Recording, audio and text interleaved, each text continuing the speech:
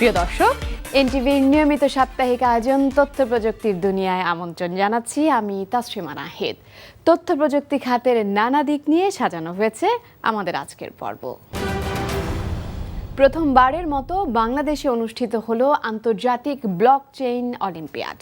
3 দিনের এই আসরে অংশ নেয় 12টি দেশের বেশ কয়েকটি দল।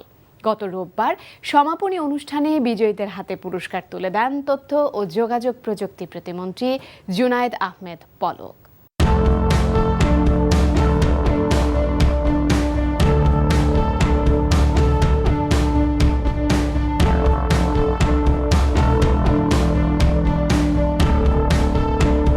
আগামী দিনগুলোতে প্রযুক্তি বিশ্বকে নতুন করে পাল্টে দেবে ব্লকচেইন, তাই বিশ্বজুড়ে বাড়ছে ব্লকচেইন প্রযুক্তির জনপ্রিয়তা।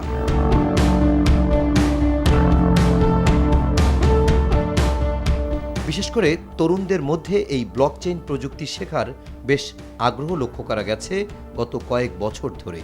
এরই ধারাবাহিকতায় ব্লকচেইন প্রযুক্তির জনপ্রিয়তা বাড়াতে প্রতি বছর আয়োজন করা হয় blockchain olympiad.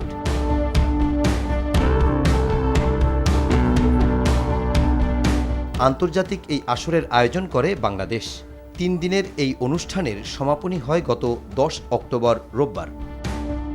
And this year we are very happy and proud to be the host country of International Blockchain Olympiad 2021. This is the first time this kind of International Blockchain Olympiad organizing outside of Hong Kong. Blockchain is a new kind of internet because it is creating huge changes in each and every area, from fintech to agritech, health tech to edutech.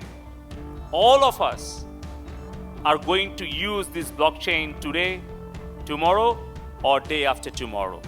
We have to learn it and we have to embrace the opportunities where we can use blockchain properly.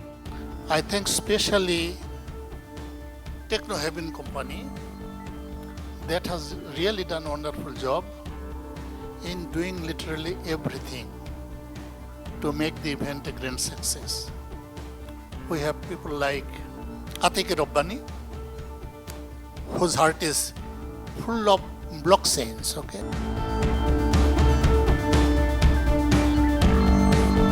এবারের আন্তর্জাতিক blockchain অলিম্পিয়াডে অংশ নেয় স্বাগতিক Bangladesh, Hong Kong, Vietnam, Philippine সহ মোট 12টি দেশ।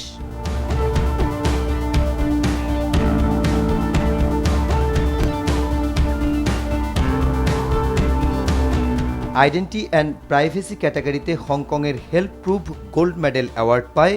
এছাড়া silver medal award হিসেবে ফিনটেক ক্যাটাগরিতে বাংলাদেশের হোপফুল্লি হাইপোথেটিক্যাল থিওরিটিক্যাল এবং সাপ্লাই চেইন ক্যাটাগরিতে ভিয়েতনামের ভিপা চেইন ব্রোঞ্জ মেডেল অ্যাওয়ার্ড জয় করে।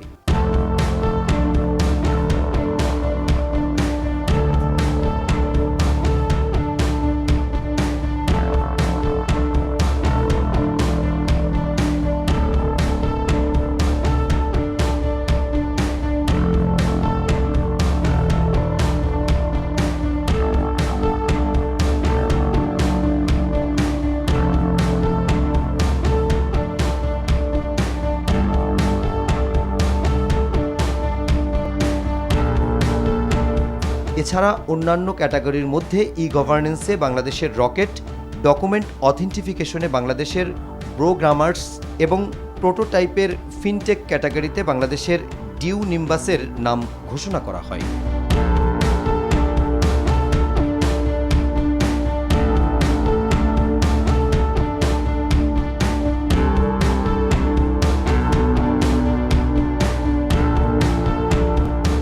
আমাদের প্রজেক্টটা মেনলি ছিল হচ্ছে আরজেএসসি, এনবিআর এবং সিটি কর্পোরেশনের যেসব সার্ভিসেস আছে সেগুলো আমরা ব্লকচেনের মাধ্যমে একটা প্ল্যাটফর্ম থেকে সবগুলো সার্ভিস দিব।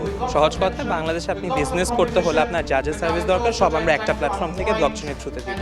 মাইক্রো ফাইন্যান্স সিস্টেমটা হচ্ছে ব্লকচেনে ইমপ্লিমেন্ট করতে চাইছিলাম এবং traditionally micro finance company only হচ্ছে ব্যাংক থেকে লোন নিয়ে হচ্ছে মাইক্রো ক্রেডিট দেয়, বাট আমরা একটা স্ট্রিমলাইন একটা প্ল্যাটফর্ম তৈরি করতে চেয়েছি যেখানে হচ্ছে যে কোনো কেউ ইনভেস্ট করতে পারে, যেই ফান্ড দিয়ে মাইক্রোফাইন্যান্স ইনস্টিটিউশনগুলো হচ্ছে ওদের প্রোগ্রামগুলো ফ্যাসিলিটেট করতে পারে।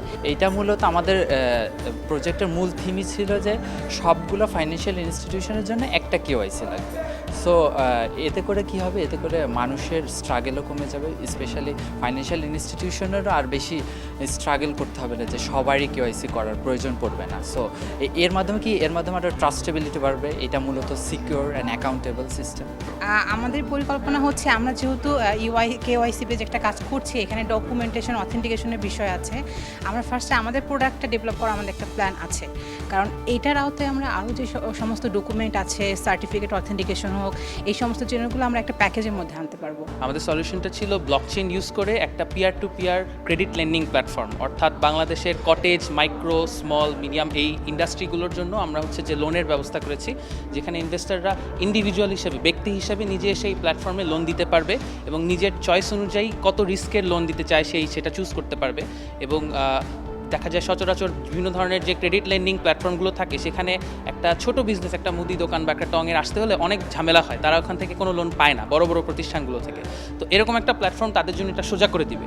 3 দিনের এই ব্লকচেইন অলিম্পিয়াডে গভর্নেন্স, আইডেন্টিটি অ্যান্ড প্রাইভেসি এবং ফিটনেস বিষয়ে মোট 4টি সেমিনারের আয়োজন করা হয়, যেখানে তুলে ধরা হয় চতুর্থ শিল্প বিপ্লবের এই যুগে চেইন ব্লকের গুরুত্ব।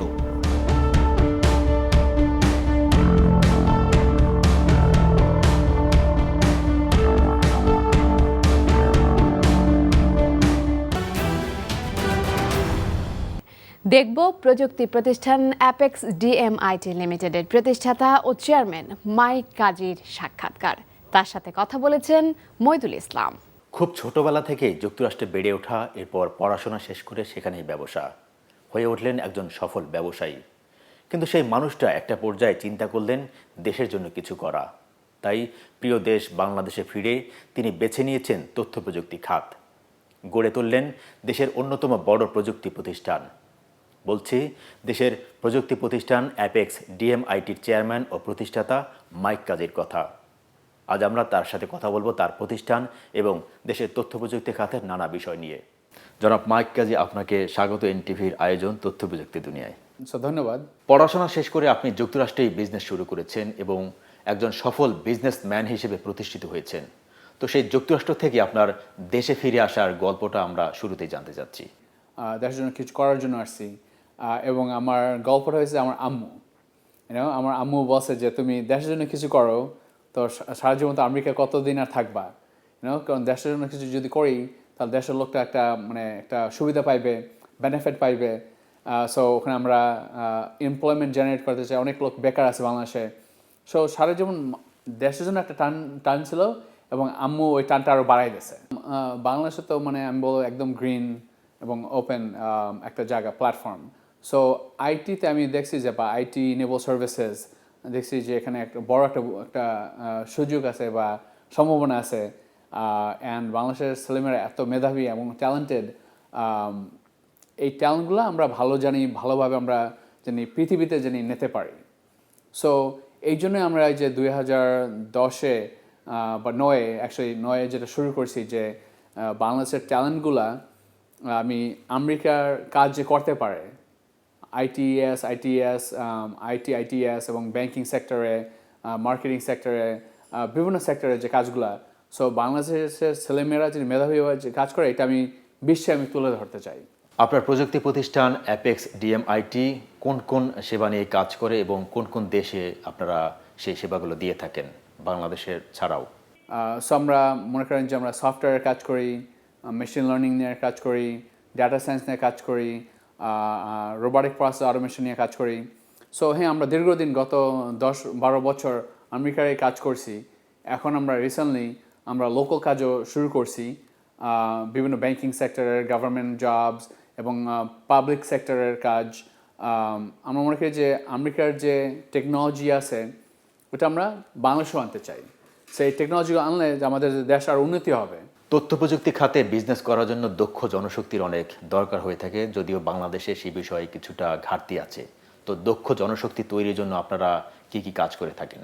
আমাদের কোম্পানিতে আমরা যে সময় একজন ফ্রেশ গ্র্যাজুয়েট নেই অত একদম র থাকে, সো অনেক কিছু শিখাই নেওয়া লাগে। সো আমাদের ভালো একটা ট্রেনিং প্রোগ্রাম আছে এখানে, যেটা আমার মনে হয় যে পৃথিবীতে কোনো জায়গায় নাই, ইউনো। সো যে সময় একজন ইন্টারভিউতে আসে তাদেরকে আমরা একটা বই দিই, ইউনো। ওই বইটা হচ্ছে যে মানে new York Times best selling author like মনে করেন ডেল কার্নেগি অথবা স্টিভ জবস, টনি রবিন্স, যত বড় বড় মানে বিজনেস বুক রাইটার আছে, ওই বইটা দেই আমাদের একটা ক্যান্ডিডেটকে। ওই বইটা তারা পড়ে, নোটস নেয়, প্রেজেন্টেশন দেয়।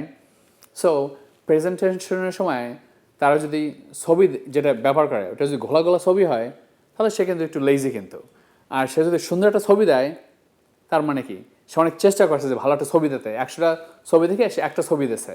সো ইন্টারভিউ প্রসেসে সে অনেক কিছু শিখতে পারবে। তারপরে যে সময় জয়েন করে কোম্পানিতে, মানে আমরা বছরে অ্যাটলিস্ট 12টা বই তাদেরকে পড়াই এবং প্রেজেন্টেশন নেই, এবং যে তাদের যে কাজটা বা আমাদের একদম হ্যান্ডস অন ট্রেনিং যেটা করাই, আমি বলবো যে আমাদের কোম্পানিতে কেউ যদি 2-3 বছর এখানে চাকরি করে সে জীবনও না খেয়ে মরবে না, মানে এটা আমি গ্যারান্টি দিতে পারবো। তাদের মানে স্কিলস এত ডেভেলপ হয় বিকজ তারা সবসময় আমেরিকানদের সাথে কথা বলে এবং কাজ করে, এবং আমাদের যে বইগুলো আছে এবং আমাদের ট্রেনিং ডেভেলপমেন্ট যে ডিপার্টমেন্ট আছে, সো তারা মানে একদম ওভারঅল তাদের সেলফ কনফিডেন্স থেকে, লিডারশিপ থেকে, মানে আত্মবিশ্বাস বা মনে করেন যে সেলফ এস্টিম, সেলফ কনফিডেন্স মানে অনেক বেড়ে যায় এখানে কাজ করলে। বা আমাদের যে ট্রেনিং যে সিস্টেম, যে মেথড, আমি বলবো যে is the best in the world. আমরা জানি যে আপনার প্রতিষ্ঠান অ্যাপেক্স ডিএমআইটি একটি কর্মী বান্ধব প্রতিষ্ঠান, তো সেই সম্পর্কে আপনার কাছ থেকে একটু জানতে চাচ্ছি। আমাদের অফিসে নাচ, গান, মজা, ফুর্তি, আমরা করি যে মানে কাজটা যে এনজয় করতে পারে, যে মানে যে কোনো জিনিস আমরা যদি যেটা এনজয় করতে পারি, আমি অনেক ওটা খুব ভালো লাগে। ওটা আমরা কিন্তু মানে শ্রম দিতে ভালো লাগে, কিন্তু মানে কাজটা যদি বোরিং হয় বা মজা না হয়, যে একটু মরা হয়, তাহলে কিন্তু মানে তাদের এনজয় করে না কিন্তু, ইউনো। সো আমাদের কাজের সাথে সাথে আমরা বিভিন্ন অ্যাক্টিভিটিস করি, যে আমাদের যে কলিগরা আছে, আমরা যেখানে এখানে কাজ করি, আমি বলবো যে it's the best environment, you know. কারণ এবং আমাদের যে অফিসের যে ড্রেস কোড আছে, আমরা বাংলাদেশে বসে কাজ করি, অফিসে কাজ করি, কিন্তু আমরা যে মনে করি যে আমরা ক্লায়েন্ট যে ফেস করি, আমাদের কিন্তু অত ভালো ড্রেস কোড লাগে না, কিন্তু তারপর আমরা ভালো একটা স্ট্রিক্ট ড্রেস কোড মেনটেন করি, because if you look good, you feel good, you work good. মানে যে ভালো দেখতে সুন্দর সে কাজও কিন্তু ওইরকম করে কিন্তু। আর আপনারা ইউটিউবে দেখতে পারবেন বা কিছু আছে, অনেক চ্যানেলও আছে, যে আমরা যে মজাটা করি কিন্তু আমরা হার্ড ওয়ার্কিং করি, আর উই প্লে হার্ড টু, যেটা আমরা জ্যাক মা থেকে আমরা একটু আগে কথা বলতেছিলাম, যে জ্যাক মা হচ্ছে আমাদের একটা আইডলের মতন। তার অফিসেও কিন্তু তার অনেক মজা করে, ফান করে। সো ওখান থেকে তাদের থেকে আমরা কিছু শিখছি, আমরা নিজেরাও কিছু ইনোভেশন বানাইছি, যে আমরা অফিসে যে সময় কোভিডের আগে আমরা প্রত্যেকদিন হাগ টাইম ছিল, তারপর আমাদের কি একটা ব্রেকের পরে আমার একটা 10 মিনিটের একটা ড্যান্স টাইম ছিল। এবং এই যে আমাদের হিউম্যান ক্যাপাসিটি, এটা যে বিল্ড করার জন্য, যে একজন জয়েন করার পরে প্রথম 90 দিন তারা একটা গান গায়, বা এটা কি হয়, তার আত্মবিশ্বাস তৈরি হয়। কিন্তু দেশের তথ্য প্রযুক্তি খাতের উন্নয়নের জন্য বিদেশি বিনিয়োগকারীদের জন্য বিনিয়োগের পরিবেশ কেমন বলে মনে করছেন আপনি? এডুকেশন যে সেক্টর আছে, এখানে প্রচুর কাজ করার স্কোপ আছে। হ্যাঁ, আমাদের গভর্নমেন্ট খুব ভালো করতে আছে, বাট আমি বলবো যে আরও যদি প্রাইমারি লেভেল থেকে এগুলো শেখাতে পারে, ইনোভেশন, এন্টারপ্রেনিউরশিপ, এবং এই যে আমাদের বিভিন্ন ল্যাব আছে। সো হ্যাঁ, আমাদের আশেপাশে দেশে তারা ভালো করতে আছে, কিন্তু তারা তো শুরু করেছে অনেক আগে, আমরা তো রিসেন্টলি মাত্র শুরু করলাম। এই যে গত 10-12 বছরে যে বাংলাদেশে যেটা উন্নতি দেখছেন, এরকমের আমার তো গত আগের 30-40 বছর হয় নাই কিন্তু। সো আবার নেক্সট 10 বছর দেখবেন যে আরও কিন্তু উন্নতি হবে কিন্তু। সো আমরা ফরেন ইনভেস্টমেন্ট পাইতেছি, কিন্তু যে হ্যাঁ কম পাইতেছি, কিন্তু আগের সাথে অনেক ইম্প্রুভমেন্ট। এবং আমি বলবো যে আমাদের বিভিন্ন যে আরও স্টেপ নেওয়া লাগবে, স্পেশালি আমি বলবো যে এডুকেশন সেক্টরে। তথ্য প্রযুক্তি খাতের জন্য যুক্তরাষ্ট্র ছাড়াও বাংলাদেশের জন্য আর কোন কোন দেশ বড় বাজার হতে পারে বলে আপনি মনে করেন? আমেরিকার বাইরেও অনেক জায়গা আছে, স্পেশালি এখন যে আমাদের যে ডিজিটাল বা ইন্টারনেটে যে এখন যে ক্যাপাবিলিটি আছে, সো আমি বলবো অস্ট্রেলিয়া ভালো মার্কেট আছে। আমার ইভেন এপেক এই রিজনেও আছে, কিন্তু আমাদের যে মিডল ইস্ট আছে যেটা দুবাই, সৌদি, এই যে আশেপাশের যে সাউথ এশিয়ান এপেক রিজনটা আছে, এখানেও মানে ভালো বাজার আছে। যে আমাদের ইংলিশটা ভালো লাগবে, কারণ ইংলিশটা ভালো না হলে তারা কমিউনিকেট নাও করতে পারবে, তারা কাজ করতে পারবে না, কিছু বিক্রিও করতে পারবে না। আমরা থেকে যে একটা কোম্পানি যদি অ্যাকোয়ার করে যদি বাংলাদেশে আনা যায়, ওটা আরও ভালো, কিন্তু তাহলে আপনার ইনস্ট্যান্টলি প্রফিট হবে। কারণ আমরা যদি একটা কোম্পানিতে 100 লোক আছে, 100 লোকের অনেক বেতন, কিন্তু যেটা ইন্ডিয়া যেটা করে, একটা কোম্পানি কেনার পরে তারা কিছু লোক তারা ওখান থেকে ছাড়িয়ে দেয়, তারপর ইন্ডিয়া তারা বেশিরভাগ লোক ইন্ডিয়া থেকে মানে যে কি মানে নিয়োগ দেয়। সেটা আমরা এখানে যেটা করি যেটা, কিন্তু সো আমরা যে আগের মতন যে আমরা যে ট্রেডিশনাল বাই সেল নাও আমরা যে কোনো একটা ছোটো একটা কোম্পানি আমরা কিনি বা অ্যাকোয়ার করি, কেনার পরে আমরা বেশিরভাগ কাজই বাংলাদেশের বেশি করাই। সো ওই জন্য আমাদের অনেক লোক লাগে, কিন্তু যে আমাকে যত লোক দিতে পারবেন অত লোক আমরা নিয়োগ দিতে পারবো, কিন্তু বা চেষ্টা করি আমরা। আগামী 5 বছর পরে আপনার প্রতিষ্ঠান অ্যাপেক্স ডিএমআইটিকে কোন পর্যায়ে দেখতে চান? আগামী 5 বছর আমি দেখতে চাই আমরা যেন একটা ফরচুন 1000 ম্যাগাজিনে আসতে পারি, কয়েক বিলিয়ন ডলার আমাদের জানি বছর অ্যানুয়াল টার্নওভার থাকে জানি। সো এটা নিয়ে আমরা কাজ করতে আসি, আমাদের ওই প্রজেকশন আছে আমরা জানি আইপিওতে যাইতে পারি। আইপিওতে গেলে যে সুবিধা যে আমাদের এমপ্লয়ীদেরকে আমরা একটা শেয়ার দিতে পারি, এটা আমার মানে টার্গেট নেক্সট 5 ইয়ার্স। আমরা দেখি যে তথ্য প্রযুক্তি খাতে অনেক উদ্যোক্তা তৈরি হচ্ছে প্রতিনিয়ত, সেক্ষেত্রে এই নতুন স্টার্ট আপদের জন্য আপনার পরামর্শ কী কী থাকবে? সো আমাদের যে স্টার্ট আপ যে যারা আছে বা যারা উদ্যোক্তা নতুন শুরু করতেছে, মানে তাদের জন্য একটাই পরামর্শ দেবো যে তাদের ডিসিপ্লিন থাকতে হবে, এবং তাদেরকে মনে করেন যে তারা খুব দ্রুত জানি ভরসা না ছেড়ে দেয়। জানি কত যে ব্যবসা আমি হারাইছি বা লস করছি আমি নিজেও জানি না, কিন্তু আমি গিভ আপ করি না। কিন্তু মানে বিজনেস মানে কি আপ অ্যান্ড ডাউন হইবেই, তার মানে যে আমি একদম বন্ধ করে তা না, কিন্তু একটা হয় না আমি আরেকটা ট্রাই করব। সো যারা স্টার্ট আপ আছে তাদের মনে করেন যে সাহস করে করতে হবে। ওয়ারেন বাফেট বলেন, বিল গেট বলেন, স্টিভ জবস, জ্যাক মা, তারা কিন্তু প্রচুর পড়াশোনা করে, কিন্তু এবং অনেক মনে করেন যে New York Times best selling business books বা training books, personal development, leadership, মানে যারা উদ্যোক্তা they have to love to read. So এটা আমি রেকমেন্ড করবো যে তোমরা অনেক বই পড়ো। জনাব মাইক কাজী, আপনাকে ধন্যবাদ আমাদেরকে এতক্ষণ সময় দেওয়ার জন্য। সো ধন্যবাদ আপনাকেও, এবং আমি এনটিভিকেও ধন্যবাদ দিতে চাই। তার চোখের আলো নেই, কিন্তু অদম্য ইচ্ছা শেখার এবং শিক্ষার আলো ছড়ানোর। করোনা পরিস্থিতিতে ক্যাম্পাস বন্ধকালীন থেকে শুরু, এখন পর্যন্ত বিনামূল্যে শতাধিক দেশি বিদেশি শিক্ষার্থীকে অনলাইনে কম্পিউটার প্রশিক্ষণ দিয়ে যাচ্ছেন দৃষ্টি প্রতিবন্ধী শাহিন আলম। ঢাকা বিশ্ববিদ্যালয়ের এই ছাত্র ঝিনাইদহের বাড়িতে বসেই প্রশিক্ষণ কার্যক্রম চালাচ্ছেন। কিছু দেখা যায়, অন্ধকারে দেখা যায় না, কিন্তু কেউ কেউ দেখতে পান। ঝিনাইদহের মহেশপুরের প্রত্যন্ত গ্রাম আলমপুরের শাহিন আলম। 5ম শ্রেণীতে পড়াকালীন টাইফয়েড কেড়ে নেয় তার দৃষ্টি, কিন্তু এরপরও তিনি আলো দেখেন, আলোকিত করেন। সে আলো শিক্ষা। 2020 সালের জুলাইয়ে সামাজিক যোগাযোগ মাধ্যমে এই তরুণ স্ট্যাটাস দেন বিনা পয়সায় দৃষ্টি প্রতিবন্ধীদের কম্পিউটার প্রশিক্ষণ দেয়ার। এরপর থেকে অনলাইনে কম্পিউটার শিখিয়েছেন দেশি বিদেশি 113 জন শিক্ষার্থীকে। আমি যে উদ্দেশ্যে তাদেরকে বিনামূল্যে কম্পিউটার প্রশিক্ষণ দিয়ে যাচ্ছি তার প্রধান কারণ কয়েকটা। নাম্বার 1, বাংলাদেশে দৃষ্টি প্রতিবন্ধীদের জন্য আলাদা করে সরকারিভাবে কোনো কম্পিউটার প্রশিক্ষণ কেন্দ্র নেই, তাই দৃষ্টিহীনদের কম্পিউটার শেখার সুযোগ খুবই কম। সেই জন্য আমি উদ্যোগ গ্রহণ করি যাতে তারা কম্পিউটার শিক্ষা থেকে বা প্রযুক্তি শিক্ষা থেকে কোনোভাবেই পিছিয়ে না যায়। সপ্তাহে 3 দিন সন্ধ্যায় 1.5 ঘন্টা প্রশিক্ষণ দেন তিনি। 3 মাসের কোর্সের প্রথম ব্যাচে শিক্ষার্থী ছিলেন 60 জন। চলতি বছর জুনে শুরু হয় তৃতীয় ব্যাচ। শাহিনের প্রতি কৃতজ্ঞতা তার ছাত্রছাত্রীদের।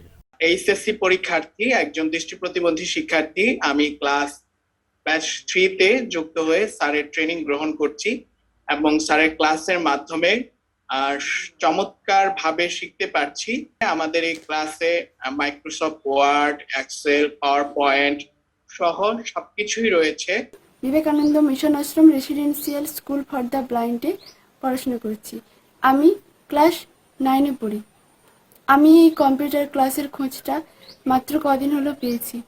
পেয়ে আমার খুব ভালো লেগেছে। আমি কখনো ভাবিনি যে ভারতে বসে সম্পূর্ণ ভার্চুয়াল পদ্ধতিতে স্যারের কাছে কম্পিউটার শিখতে পারবো। এতে একদিকে যেমন আমরা কম্পিউটার প্রশিক্ষণ নিতে পাচ্ছি, তেমনি আরেকদিকে আমাদের দুই দেশের মধ্যে একটা পারস্পরিক মেলবন্ধন ও ভ্রাতৃত্ব বোধ গড়ে উঠেছে। যাকে নিয়ে বাবা মায়ের কত অনিশ্চয়তা আর কষ্টের দিন যাপন, দৃঢ় মনোবলে এগিয়ে যান তিনি। আরো 8-10টা মানুষের মতন আমার ছেলে ওখান থেকে পড়ালেখা করে মানুষের মতন মানুষ হয়েছে। খুবই আমার কষ্ট হয়েছে, আমি এদিক ওদিক নিয়ে আসার। তার পাশে আপনার এদিকের স্কুলে নিয়ে যাইতাম।